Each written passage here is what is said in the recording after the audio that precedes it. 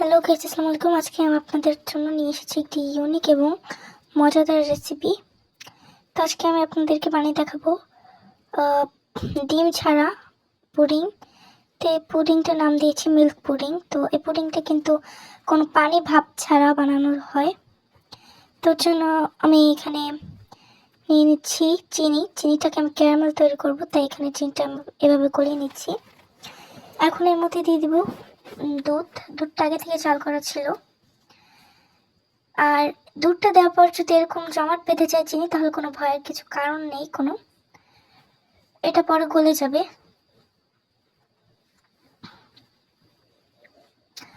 তো এরপর অনবরত নেড়ে চেড়ে এই চিনি যে আঠালো ভাবটা সেটাকে গলিয়ে নেব আমি।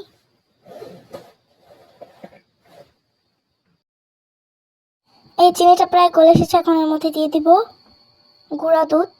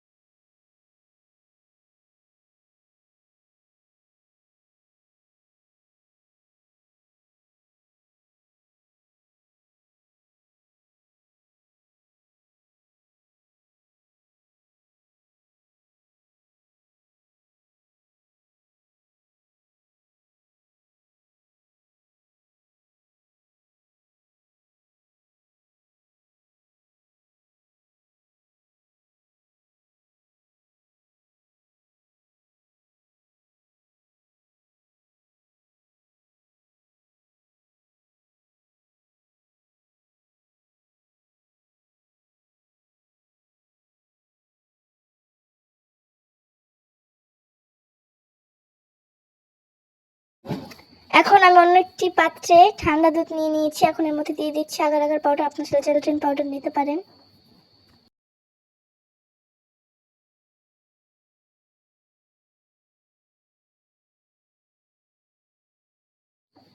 এখন আমি এই আগার আগার পাউডারটা এই ঠান্ডা দুধের মধ্যে মিশিয়ে দিচ্ছি।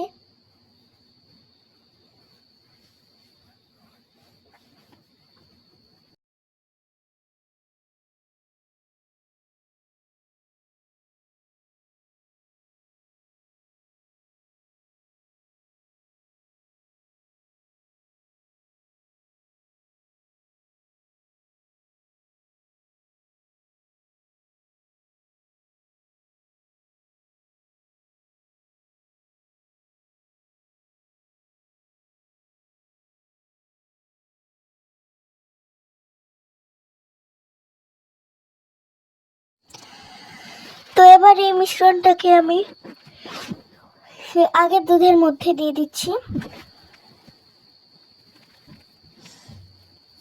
এই মিশ্রণটাকে দিতে হবে এবং অনবরত নাড়তে হবে।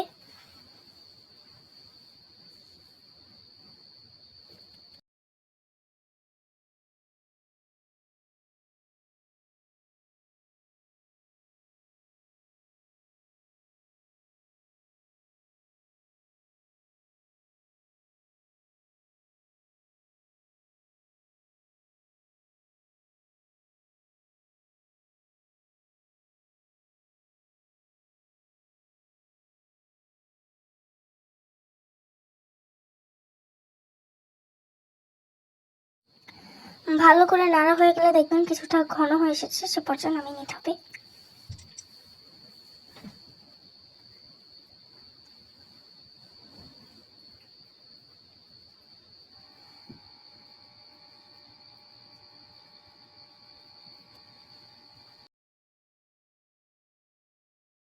আমার এটা পারফেক্ট হয়ে গেছে। এখন এটাকে আমি একটি মোল্ডে ঢেলে নেব।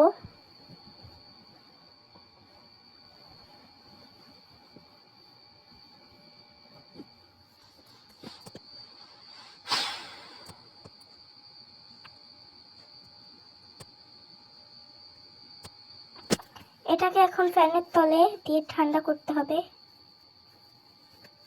এরপরে ফ্যানের তলে দিয়ে 10 মিনিট ঠান্ডা করতে হবে এবং ফ্রিজে, নর্মাল ফ্রিজে রেখে 30 মিনিট রেখে দিতে হবে। এরপরে দেখবেন এটা পারফেক্ট হয়ে গেছে। দানাটা হয়ে গেছে। এখন এটাকে আমি একটি ছুরির সাহায্যে চারিদিক দিয়ে আর কি ঠিক করে নিচ্ছি।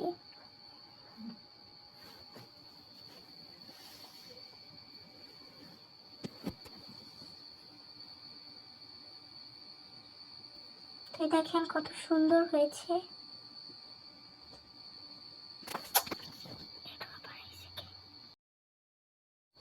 এখন আমি আপনাদেরকে চাকুর সাহায্যে কেটে দেখাচ্ছি।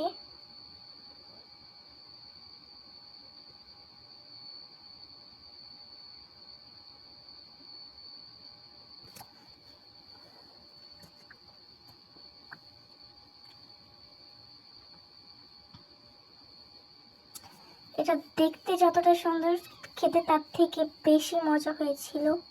আপনারা বাসায় অবশ্যই ট্রাই করবেন এবং খুবই সহজ একটা রেসিপি।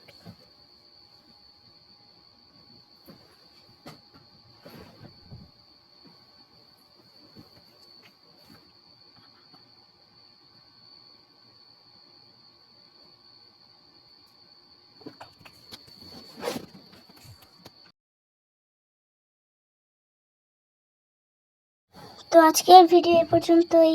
আল্লাহ হাফেজ।